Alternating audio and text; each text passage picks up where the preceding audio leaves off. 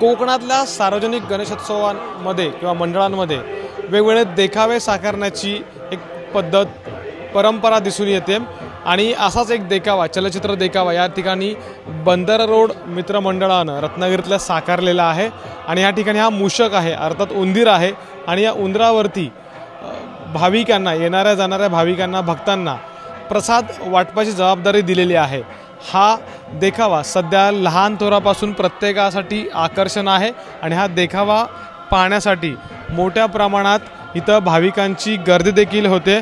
अगदी आत्ताच हा मूषक काही वेळापूर्वी गुहेमध्ये गेला आणि त्या ठिकाणावरून प्रसाद घेऊन बाप्पाचा प्रसाद घेऊन या ठिकाणी आलेला आहे। हे मित्रमंडळ मागच्या 40 वर्षांपासून असेच वेगवेगळे देखावे साकारतंय आणि वेगवेगळे संदेश देणं प्रबोधनात्मक संदेश देण्याचं काम या मित्रमंडळाकडून केलं जात आहे। अगदी पुढे जर बघितलात तर इथं दिसणारी मूर्ती ही गणपतीपुळ्यातल्या बाप्पाची आहे आणि तो देखावा इथं साकारलेला आहे। याला चांगला प्रतिसाद देखील इथं मिळताना आपल्याला दिसून येतोय। कॅमेरामन मेहबूब शेखसह अमोल मोरे, एबीपी माझा, रत्नागिरी।